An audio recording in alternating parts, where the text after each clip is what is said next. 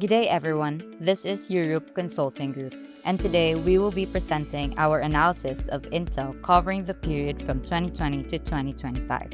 Intel has long been a major name in computing, but in the GPU industry, it continues to face strong competition and growing pressure to strengthen its market position. Through this report, we will examine Intel's current situation, the challenges it faces, and the opportunities that may shape its future direction. To guide the presentation, we have divided it into 4 sections: about the company, external analysis, internal analysis, and critic. To understand Intel's current position, we first need to look at the history that built its role in global computing. From our 1968 founding through the invention of the microprocessor, Intel built the semiconductor engine that powered the birth of the personal computer. By exiting DRAM to focus on CPUs and launching the Intel Inside brand, we transitioned from a component maker to the world's most recognized name in computing. Under new leadership and breakthrough 8-NA process, we are regaining technical leadership by delivering the next generation of AI-native platforms. So what is our why? Our mission is to create world-changing tech that improves the life of every person on the planet. Our vision is to be the trusted performance leader. More importantly, our objective shows where the company is trying to go next. These include rebuilding engineering excellence, strengthening a more customer-centric culture, revitalizing the x86 ecosystem, restoring manufacturing competitiveness, and expanding further into AI, ASICs, and GPU. Its values support the direction as well. In Intel, we emphasize being customer-first, driving fearless innovation, focusing on results, acting as one Intel, and maintaining inclusion, quality, and integrity across the organization. Now, for being real, these sound a bit like standard corporate speak. They talk about fearless innovation and being results-driven, which is exactly the energy they need right now because they've been lagging behind the AI hype train. Nvidia is moving toward a full-stack superhuman AI ecosystem. Our counterplay must address their software-to-hardware lock-in, while AMD is doubling down on adaptive computing. We must out-execute them on power efficiency and open ecosystem scale. Behind Intel, we have Lip Bhutan as CEO, Naga Chandrasekaran running the Intel Foundry, April Miller-Bose as Chief Legal Officer, and David Zinsner as CFO. The board is also stacked with former CEOs from ASML and HP, all with excellent backgrounds. However, internally, leadership churn since 2019 has strained our strategic continuity. Stabilizing the top-level bench is now a mission-critical priority. For Intel's PESTLE Analysis, we examine the external forces shaping Intel's position in the GPU industry through 6 factors: political, economic, social-cultural, technological, legal, and environmental. Politically, the CHIPS Act and similar industrial policies in the US and Europe support Intel's domestic manufacturing and advanced packaging expansion. At the same time, this support comes with constraints, especially around China-related expansion, while Taiwan dependence remains a major supply chain risk. For economic factors, we must balance high R&D investment against supply bottlenecks and shifting consumer spending as AI chips become our primary growth driver. Next, socio-cultural shift show AI adoption becoming the primary driver of demand, making software quality and brand trust more critical than raw hardware specs. Technologically, the battleground has shifted from raw silicon to full-stack platforms. We must bridge the software ecosystem gap and lead in advanced packaging to disrupt rival lock-ins like CUDA. Legally, the environment is also getting tougher. Export controls are increasingly restricting advanced AI and computing chip sales, especially into China, while constant regulatory changes raise compliance costs and make global distribution more difficult. At the same time, regulators are paying closer attention to GPU ecosystem dominance and software lock-in. Finally, environmental pressure are becoming more important as AI data centers consume rapidly rising amounts of power. This means performance per watt, sustainability reporting, cooling requirements, and energy availability are now part of the competitive landscape. So for Intel, future success will depend not only on performance, but also on how efficiently its platform can scale in real-world deployment. Looking ahead, several major forces will shape the GPU industry over the next 5 to 10 years. First is rising AI infrastructure demand, which is becoming the industry's main growth driver. Second is the rapid growth of the server GPU market, especially in large-scale data center deployment. Third is the shift from selling chips to selling full platforms that combine hardware, software, and systems. Fourth is access to advanced packaging, high bandwidth memory, and foundry capacity, which now strongly affects competitiveness. Fifth is power efficiency and total system economics, as customers care more about performance per watt and deployment cost. And finally, geopolitics and export controls will continue to shape where firms can produce, sell, and scale GPU technologies. Next, we move into Intel's major rival in the GPU industry. The two main competitors we focus on here are Nvidia and AMD. Nvidia is the clear market leader. It dominates data center GPUs, leads discrete graphics, and remains Intel's strongest rival in AI-oriented GPU markets. Its strategy is to compete a full-stack AI infrastructure company using software, ecosystem debt, and hyperscale partnerships to strengthen its lead. AMD is the second major player and Intel's most immediate challenger after Nvidia. It competes directly in discrete GPUs and AI accelerators, while positioning itself as the most credible alternative to Nvidia. AMD's strategy is built around faster accelerator releases, stronger open software support, and deeper adoption across cloud and enterprise markets. So, what will matter most for success in this industry? First, companies need real strength in AI and server GPUs, because this is where the fastest growth is happening. Second, they need a strong software ecosystem, since competition now depends on systems, tools, and ease of deployment, not just hardware. Third, access to advanced manufacturing, packaging, and memory is critical, because chip design alone is no longer enough. And fourth, firms need strong financial capacity to sustain the huge investments required for R&D, manufacturing, and ecosystem development. Finally, looking at the industry outlook, the GPU market remains strong, especially in AI and server-related segments. Most future growth is expected to come from data center and AI demand, with Nvidia in the strongest position, and AMD as the clearest challenger, and Intel is still in a less secure position. Moving to the business model canvas, our key partners include a massive network of suppliers, distributors, and global OEM ecosystem that keeps our chips in every market.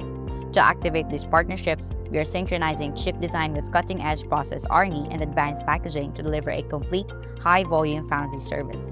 Supporting these activities, our massive IP portfolio and global network of fabs are powered by a workforce of 85,000 top-tier engineering talents. Ultimately, we deliver high-performance, open compute platforms backed by the world's most resilient and differentiated foundry capabilities. To sustain this value, we maintain deep customer intimacy through co-engineering and strategic foundry relationships that align our roadmaps with their long-term success. To deliver across these touchpoints, we utilize a diverse mix of direct sales, OEM channels, and digital ordering to ensure our products and foundry services reach every global market. Driving this entire model, we serve a broad landscape of OEMs and cloud providers, while expanding into specialized segments for governments and fabless foundry customers. In terms of the cost structure, composed of R&D, manufacturing, and marketing, and the revenue streams will be discussed in depth in the financial analysis. Now let us look at how we operate. For inbound logistics, we globally source raw silicon and lithography machines. Our diverse network and ecosystem partnerships guarantee crucial supply chain resilience. For operations, our mega fabs utilize advanced lithography. We're integrating AI-driven smart manufacturing to optimize yield rates within our expanding foundry model. Outbound logistics balances air and sea freight to efficiently supply global OEMs. We also employ direct-to-customer shipping, especially tailored for hyperscale cloud providers. Our marketing strategy pivots from CPU dominance to AI everywhere platform leadership, accelerated through deep co-engineering and co-marketing programs with major PC makers. Finally, our service model provides dedicated engineering teams for enterprise clients. We ensure continuous software updates and security patches to extend product life cycles. For support activities, our firm infrastructure is restructuring under IDM 2.0. By creating a separate internal foundry business, we are drastically improving cost transparency across operations. In HR, we are aggressively retaining top engineering talent while driving a vital culture shift to become fundamentally more agile and customer-centric. Technologically, heavy R&D investments are accelerating our push to regain process leadership, specifically through our Intel 18A node and advanced packaging technologies. Finally, our procurement strategy secures long-term contracts for critical materials and next-gen EUV lithography tools, guaranteeing uninterrupted production for our operations. With that, this is Intel's value chain framework. Moving to the financial analysis, we used both horizontal and vertical analysis. In the asset structure, Intel maintains a massive non-current asset base, nearly 70% of our asset structure, reflecting the intense capital reinvestment required for our IDM 2.0 factory expansion.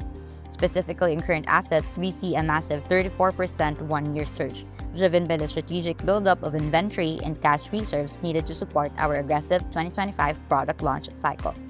Looking at non-current assets, while the one-year CAGR shows a slight dip, our 5-year growth of nearly 7% reflects the sustained multi-billion-dollar investment in the long-term foundry infrastructure that defines our future. In terms of capital structure, it remains equity-heavy at roughly 70%, providing a stable foundation to manage the 40% liability load as we scale our manufacturing footprint. In our debt structure, we achieved a nearly 7% reduction in total liabilities over the last year, successfully streamlining our obligations even while increasing our stockholder equity to nearly 60% of our total value. This translates into a strong equity position, where a 20% one-year surge has brought our total stockholder equity to nearly 60% of our vertical structure, signaling robust investor confidence in our long-term turnaround. For our performance, net revenue in the 2025 is anchored by the client computing group at 61%. With the rise of Intel Foundry to 33%, demonstrates our successful pivot towards a diversified, service-led revenue model. Looking deeply into the operating income per segment, CCG maintains to provide the highest operating income, followed by DCAI. Intel Foundry, however, had an operating income of -19.5 despite being the second top operating segment. Intel's cost structure, specifically under its operating expenses, R&D is consistently the highest at 26% in 2025, followed by marketing at 8.75% and restructuring at 4.15%. Crucially, our gross margin recovery has begun. Despite a slight revenue dip, a 3.5% reduction in cost of sales has driven a nearly 6% one-year surge in margin, proving our operational efficiency is finally taking hold. Moving deeper into the P&L, our operating margin remains under long-term pressure with a negative 15% 5-year CAGR. But the nearly 6% uptick from the previous period confirms that our cost reduction initiatives are starting to outpace our operating expenses. Liquidity is robust, with a 52% improvement in our current ratio and a 67% jump in our quick ratio, ensuring we have the agility to fund our turnaround through any market volatility. Turning to our operational metrics, our inventory turnover experienced a 5.5% decrease for the previous year. While this reflects our deliberate strategy to build up a necessary stock ahead of the aggressive 2025 product launch cycle, optimizing this turnover rate will be a primary focus as those new platforms go to market. While our net profit margin sits just below break-even at negative 0.5%, this represents a massive 98% improvement over the last year's trough. This dramatic recovery proves that the heaviest financial burdens of our restructuring are behind us, and our path back to profitability is clear. Asset turnover decreased by 7.5%. This expected compression reflects our massive foundry investments temporarily outpacing revenue, which will normalize as new facilities come online. Our return on assets rebounded massively. We reduced our negative ROA by 98% from last year's trough, bringing us practically back to break-even. Our financial leverage multiplier decreased by 1.7 to 1.67%. This highlights our deliberate shift towards equity financing, further de-risking our balance sheet during our expansion. Return on equity improved to negative 0.21%. Massive capacity investments are still maturing, but we have successfully neutralized 98% of our previous year's losses. To put our internal recovery into perspective, let's benchmark our financial structure directly against the market leader, Nvidia, and our closest competitor, AMD. As you can see, our asset base is heavily weighted toward non-current infrastructure at 69.88%. This mirrors AMD's manufacturing footprint, contrasting sharply with Nvidia's agile, current asset-driven model. Moving to profitability, here is the operating income landscape across the big three. While Nvidia enjoys massive margins and AMD shows steady growth, our chart highlights the crucial rapid shrinking of our operating expense overhang. Our 2025 DuPont analysis benchmarks us against Nvidia and AMD. While trailing during this heavy investment cycle, our stabilized positive metrics confirm the recovery has officially begun. Now we move to Intel's strategies from 2020 to 2025. In the early stage, Intel began shifting from being mainly a CPU company into a broader XPU company. The strategy was no longer just about making chips, but about building platforms, improving execution, and restoring technical leadership. This shift became clearer with IDM 2.0 under Pat Gelsinger. Intel pushed product leadership, open platforms, and manufacturing at scale while also re-entering discrete graphics through Intel Arc. From there, the strategy expanded further. GPUs and accelerators became more central, especially for AI, gaming, and high-performance workloads, while Intel also committed to rapid node advancement and high global manufacturing expansion. By 2023, Intel's strategy became more explicitly AI-focused. GPUs were no longer treated as standalone products but as a part of a broader accelerated computing and AI platform tied closely to software, packaging, x86, and infrastructure. In 2024, the tone became more disciplined. Intel shifted its wording from product leadership to product competitiveness, with stronger emphasis on revitalizing x86, bringing AI closer to where data is used, and allocating capital more carefully. By 2025, the strategy had clearly narrowed into a major reset.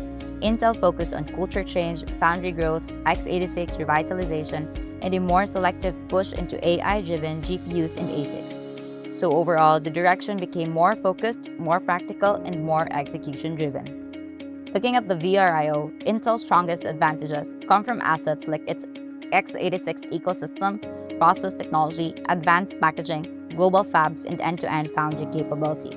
These are clearly valuable and in most cases difficult to copy, but they still provide only a temporary competitive advantage rather than a decisive one. At the same time, some capabilities remain closer to competitive parity. Engineering talent and open platform support are important, but they are not yet strong enough to clearly separate Intel from rivals. This activity system shows that Intel's strategy depends on combining product competitiveness with manufacturing leadership. Its success rests on how well it connects process and packaging, product design, software support, financial capacity, foundry operations, and ecosystem partnerships into a one coordinated system. From the SWOT analysis, Intel's main strengths are manufacturing scale, advanced packaging, Intel Foundry, the x86 base, and strong R&D. But these are offset by weaknesses such as leadership's instability, software ecosystem gaps, GPU roadmap uncertainty, talent pressure, and high capital intensity. At the same time, AI growth creates real opportunity. Even as export controls, supply constraints, and rival ecosystem lock-in create major threats. The scoreboard makes the competitive picture even clearer. Nvidia ranks strongest overall, AMD follows behind, and Intel scores lowest among the three. This suggests Intel still has meaningful assets, but it remains behind on the key success factors that matter most in the GPU industry. So in critic, Intel is still strategically relevant, but it remains disadvantaged in discrete GPUs.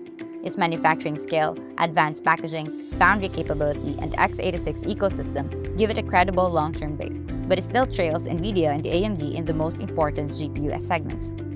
Ultimately, Intel's biggest challenge is not the lack of resources, but turning those resources into sustained execution. Its future is promising, but highly conditional. Success will depend on leadership stability, roadmap discipline, ecosystem development, and whether Intel can convert manufacturing strength into commercially successful GPU and AI products. That concludes our presentation on Intel's analysis from 2020 to 2025. This report highlights Intel's current position, the challenges it faces in the GPU industry, and the opportunities that may shape its future direction. Thank you for your time and attention. We are now open to any questions or comments.